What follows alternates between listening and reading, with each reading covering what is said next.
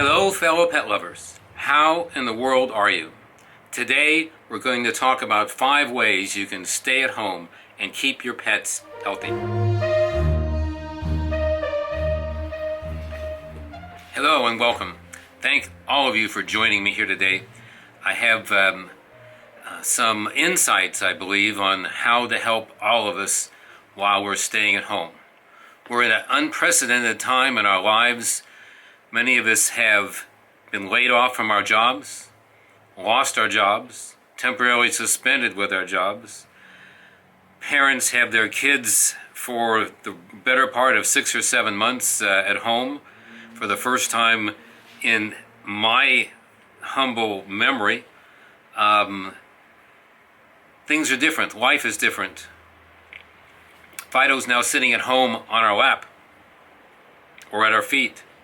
Or Fluffy, our kitty, is sitting on our lap or sitting on my laptop, I'm afraid, pressing keys and contributing to my output in one way or the other. Things are different.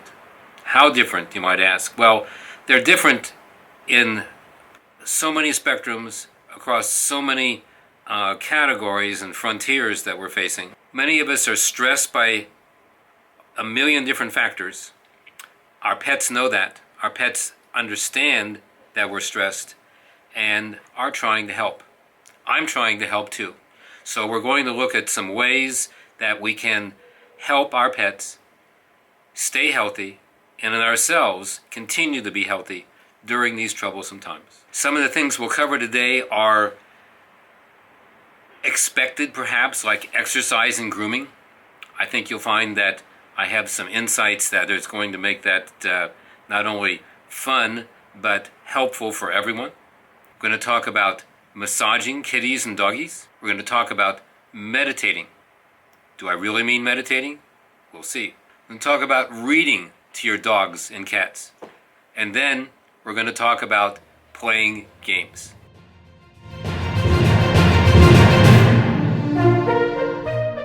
Five ways to keep your pet healthy while you're staying at home. We're going to go over a few things. You might think they're trite, exercise and grooming perhaps, but I hope to make them a little more exciting and interesting. If you look ahead at the notes down there and you see something like meditate, don't freak out. I'm not that far out, but I don't know what else to call this. So let's talk about possibly the most popular thing that almost everyone around my house figured out this last weekend. Everybody's out walking their dog. Not too many people are walking their cats. I saw one family with their cat sitting on the front porch. That was a pretty good step, I think. We're in an area where it's an equine neighborhood, and I normally see a few horses on the weekends, a few early in the morning. Now with shelter in place, I've seen more horses and more dogs and more people than I knew were in the neighborhood, and I bet that's your experience. Have you had a chance to see any of your neighbors with other new and strange dogs, or not so strange dogs, or very friendly dogs? Anybody see a cat? Leave me a message in the chat if you have. That would be kind of cool. So exercise. Obviously out walking is good for the dogs, it's good for the horses, it's good for us. What happens if it starts raining? I mean, we're blessed with a pretty good weather right now. Could it start raining? Yes. Will it? Who knows? Other areas of the country are fairly cold, maybe not too pleasant to be out for long periods of time. What can you do indoors? Well, one of the things that you could almost turn exercise indoors would be like playing a game. If your dog doesn't know how to fetch, maybe it's a good time to teach him. Kitties, I have many clients that I never been able to teach my cat to do much of anything. I don't know if I should admit that or not. But playing, teach them to play ball. If they've never played ball before, now's a perfect time to teach them. You don't have to turn this into a big regimen, 2 or 3 minutes here, 2 or 3 minutes there. Teach them to have healthy. Kitties. Kitties are, Toasty sitting here at the office, sits and eats and acts cute and gets attention from all of you. She misses a lot of people coming in and out right now, but she's very happy sitting around in the sun out in front sometimes. Start interacting with the kitties with toys, their favorite toy. Experiment and find new or more fun toys with your dogs and or the cats. Kitties love catnip. Don't forget that. Perhaps if you haven't had any catnip in a long time, Amazon can deliver the catnip. Or most pet stores are still dispensing things as well. So investigate something like that. Kitty owners, don't forget the best toy that probably comes in the house is the Amazon box. Open it up, let them play with it, and the like. If I leave the Amazon boxes out for my dogs, they're going to eat it. Well, they'll shred it, and maybe that's fun. Got to stop them from eating it before we do anything else.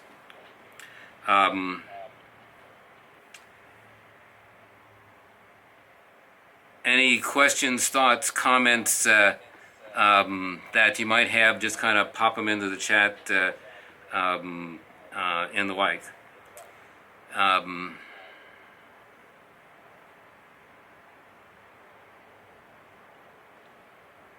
Massage. Where did my controller go? No, it hides up. It goes somewhere. It goes up there. Interesting. I'm supposed to be sharing my screen. Then I got this. So, massage. What every kitty, every doggy, every person has kind of got a sweet spot. Do you know where your pet's sweet spot is? I like to take a survey of who thinks they know where their pet's sweet spot is and let me know. Sometimes it's under the chin. Sometimes it's behind the ears. Kitties like various places around their face and their facial folds. If you haven't discovered your pet's sweet spot yet, now is a great time, because that's primarily where you want to start your massage type things. And you're going to use that as we get farther along in various places that you can do to really accentuate your health care at home. Because the sweet spot is going to be kind of the calming spot. So if they're up and antsy and they want to walk but you don't have time for a walk, that would be a good place to start to kind of settle things down so you can get back to your email, or God forbid you're watching the news. I find the news extremely depressing. I haven't turned the news on, and I don't. It's not anyway. So where I lost my train of thought. Okay, so start with a sweet spot, and then start doing a massage. You like massages. Dogs and cats like massages. It's going to give them some degree of relaxation. We'll get at this in a little bit farther as we get down, but I think our pets are anxious, more so than they have been in the past. Some of them are really happy to have us at home, but their schedule's changed.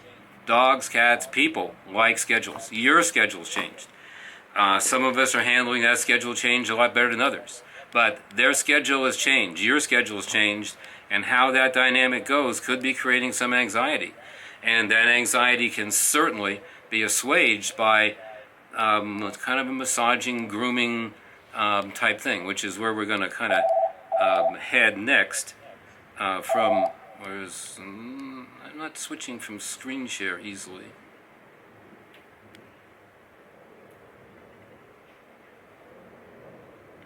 So, sometimes that control was in a better spot the last time. I should really practice with this software, you know?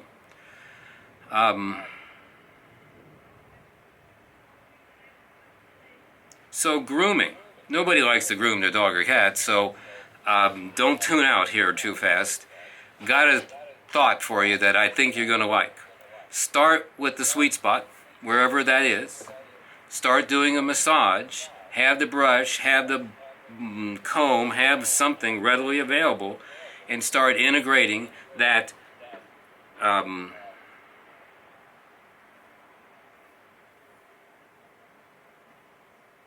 have the brush and the comb available and start integrating that massage that you like, that they like, into some grooming. And you'll be able to get junk out of their coat, straighten out the tangles, do what you need to. And we're not talking about 3.5 hours here. And depending on if you got some of my cats and over the years have just hated to be groomed. But if you start with the massage, then you're massaging and you kind of work the brush or the comb or the slicker brush or whatever into the process, I'll bet you can accomplish something. And I'll bet you their coats are going to be healthier, and you're going to be happier when their coats are healthier. Does that make sense? Look back on one of the comments from Dawn. Selma loves her ears and her belly massaged. I think Aura, I don't know, she must be out for a walk or something like that. She likes being rubbed right underneath their chin, kind of like this, and she kind of just buries her head up, and then she kind of tries to push me over. Then she flops to the ground and wants her belly rubbed. But the floor is getting a little bit farther away from me every day, so I just make her sit back up and rub her chin, and then I get down on the floor and rub with her and play with her and do all kinds of things. There's a comment from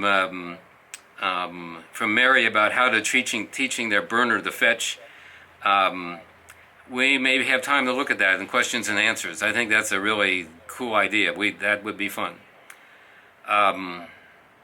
So how far did we get here? We talked about massage.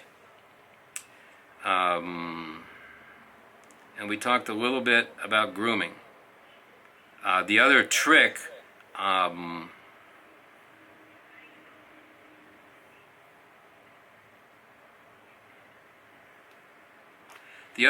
with grooming is to have some treats. So as you're starting to do that, and let's say they wanted the massage but they don't like the brush, shove a little niblet into their mouth and their nose and let them chew on that. If you need to distract them, use a bully stick or something like that for the dogs. Cats are hard to distract when you won't want to, but go back to the massaging in the sweet spot. That will hopefully do it really, really, really well for you. Meditate. Now don't, this is not really meditation, I don't think. Now I just lost my chat. I've got something else that we need to talk about, and it's not really meditation. We're not talking about what you would classically think of meditation. So when I get through with my next 2 seconds here, someone tell me how I should call this. But pets have a sixth sense. I can't describe it more than they have a sixth sense. I can't explain how or whatsoever. I have clients that come in all the time and said, I don't know why he was coming here, didn't want to get in the carrier. Or I have clients that say, they knew we were coming and they're jumping in the car trying to get in the back seat, because when I said, Dr. B, we're going to go visit you, they're on for it. They're in tune with you and your psyche, if you forgive that choice of words.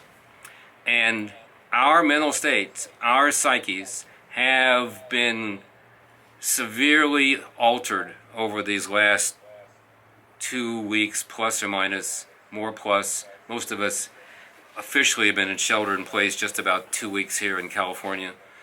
The president's initial message was about 3 weeks ago, I think. But people's schedules have changed. A lot of people are out of work. A lot of people were scared to death of getting this infection, including my wife. And all of these fears are very well justified and very well founded. But when we're stressed, the dogs and the cats know it. When we're stressed, the dogs and the cats know it. I don't know how they know it, but I know they know it. And I'm interested in if any or all of you have had any experiences with your pets being different. I see Aura as being sensitive to my moods. And there's times I sit down and I'm fretting about X or fretting about Y or trying to get X or Y, Z done, and the next thing I know, she's in my lap, She's in my face. She's sitting there saying, "What's up, Doc? What's going on? What can I do to help?" And I've seen that sporadically a dozen times over the last 2 or 3 weeks. I get reports from my clients that experience the same things. The kitties, which were normally sleeping in one area, or what XYZ, when they sit down or whatsoever, they're in their face trying to, doing something in a completely new behavior in a completely new, different situation. So they're trying to help us. And I think if we make that connection, that's going to be I think that's going to be a super plus for the team. You and the pet being the team. I'm using an AKC competition type thing where the dog and the handler are a team. But that's true. The dog and the handler are a team. But you with the kitty on your lap, you with the dog on the leash, you like me with the dog bouncing in and off the bed at night when we're trying to sleep, are a team. And when you're upset, they're going to be upset. And when you're upset and they're trying to calm you, that's the time that you can take a deep breath and say, "Hey, I need to cool it, maybe. I need to relax. I need to be more in tune with taking care of myself and fretting less."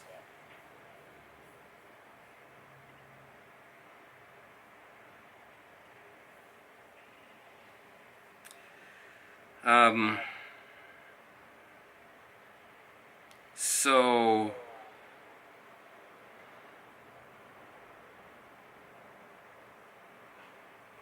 read to them. Read to them. Do you think I'm crazy when I say you should read to your dog or to your cat?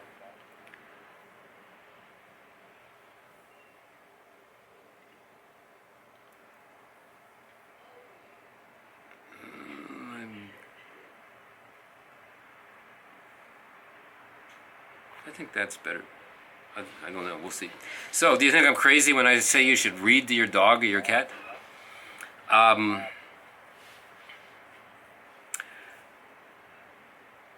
Tag teaming and what we just talked about, from our dogs are sensing that we're anxious, our kitties are sensing that we're anxious, and it's a two-way thing. If we're anxious, the anxiety goes down the leash, whether the leash is a real leash or an emotional leash that you're attached to your dog or your cat with. That anxiety they pick up on. Dogs and cats love the sound of your voice. They love the sound of your voice. And I'll give you a couple of silly examples. One, in house training, when we had puppies, and you walk in the house, and we got a 9-week-old puppy, and it just made a big pile of something in the middle of the room, and you walk and say, "Oh, Fido, it's so bad. I do the bad dog, but expletive deleted, expletive deleted, expletive deleted. What? Blah, blah, blah, blah, blah." I don't care what King's English you used and how that would translate into in a vocabulary lesson, but all of that sound the dog, puppy loved because it was your voice. And in the house training situation, all of that verbiage actually is a positive reinforcement. It says, and then they'll associate the poop with the anxiety and all the activity, and they'll just keep on doing it. So that's not a different topic. But they like the sound of your voice. When you talk to them, or give them praise, good boy, good dog, they like the sound of your voice. And whatever training they've had, they've heard the sound of your voice, and they like that. I find, on the flip side, I'm sitting at my computer, I'm writing this, I'm reading this, I'm doing something at my desk. I'm not saying anything. My mouth is shut, I'm thinking, I'm doing this, and Laura's kind of sound asleep at my feet. I get up, go to the bathroom, get a cup of coffee, get a snack, sit back down. She's sound asleep at my feet. And on one of these episodes where she found me being anxious, and she came up and started kind of consoling me. I initially thought she wanted to go potty. She didn't go potty at all. She knew I was worried about something. Excuse me. So she knew I was worried about something. And at that time, I started talking to her, and somehow my brain connected with the fact that I was talking, not necessarily massaging, because she was pacing around, and I was talking, and she just got calmer. So I started intermittently. I got a little post in my note that says, "Read out loud." So I can't read that. I mean, I can skim and read faster with my mouth shut than I can with my mouth open. So I can't do it all the time because it would slow me down. But I started reading an email here or there.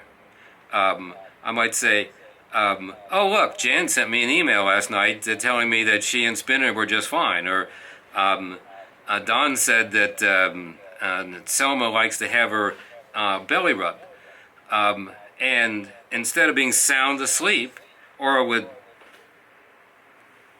open up an eye and say, "Oh, okay," and she'd kind of get up and not the anxious jump in my lap, but kind of settle over and be more comfortable. So I think you should try that. And if you do try it, send me an email, send me a comment, or some way that if you tried it, if it worked, if it tried, it didn't work, because I really think I'm on to something new and different and strange with that. If you're talking, your pulmonary, we're talking about your health now, your pulmonary system is now working better and engaged. And I'm just sitting here like this, and I'm shallow breathing, and I'm barely reading, and I'm falling asleep reading my email, which I, or whatever, or fall asleep when I'm writing sometimes, or whatsoever.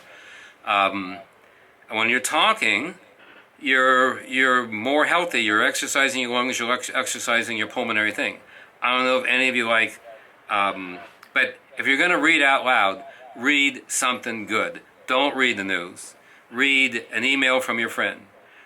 Start reading. If you're a reader, read intermittently. If you're reading for an hour, read the first paragraph of each page out loud.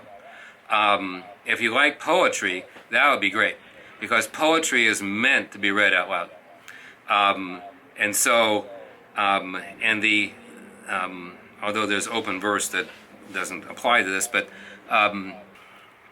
what word do I want? The iams, the dactyls, the pterodactyls, the poetic construction of things from like Dickinson or Frost or even Poe, Hiawatha with the rhythmic type things is very soothing.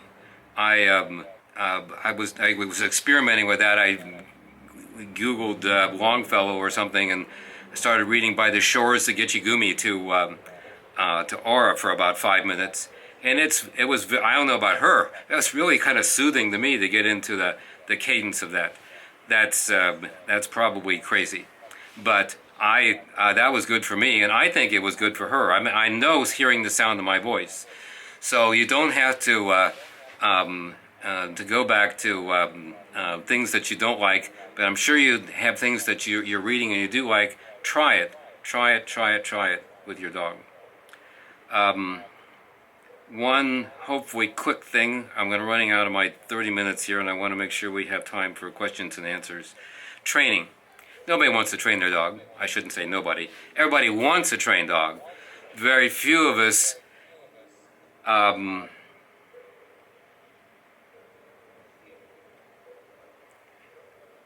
put in the time or the energy, partially because we're not sure how or why, partially because it has a little bit of a bad connotation, partially because we got 500 billion other things to do other than train our kids. But the reality is, training is communication and bonding. You're using your voice. Many times you're touching, you're praising them, good girl, good boy, whatsoever. And that's very emotionally stimulating and healthy for them. Training definitely creates improves, the buzzword somewhere is the companion-animal bond. That improves the bond between you and your pet. Hands down, training is not a punishment. Training is a educational process of which both parties learn and grow together. I hope that makes sense. So if you've done a little bit of training before, go back and do a little bit of that. If you did a little bit of healing sitting, do 2 minutes. We're not talking about 3 hours here. If you're out for a walk, do 2 minutes of healing. Do 2 minutes of sit. When you walk for 10 minutes, get a little bit of the anxiety out of everybody, and get out the treats and do a little bit of recall and come. You don't have to do that outside. That you can use the outside for your fun potty walk and exercise and constitutional, and do the training when you take a break from what you're reading or the television or the gardening. My wife started gardening more, and she likes it, and we got more flowers in the house. It's just great. Sorry, that wasn't a side. So take a break from reading or whatsoever and start doing a little bit of training. Turn the training into a game. Turn the training into a game. The recall game would be great. Then we'll think about wrapping this up. We talked about the 5 ways to keep your pet healthy while staying at home. We talked about exercise and massage and grooming and meditating. Reading to them and training them with games. With that, if there are no other questions, it's me, Dr. B, signing off. Have a great puppy and kitty day. So until next time, make sure you check out these popular videos on pet care. Hit the subscribe button and the bell below to make sure you get notified every single time we post a new video like today. And hit the like button if you enjoyed and gotten anything out of today's session. I can't wait to see you in the next episode. Be safe.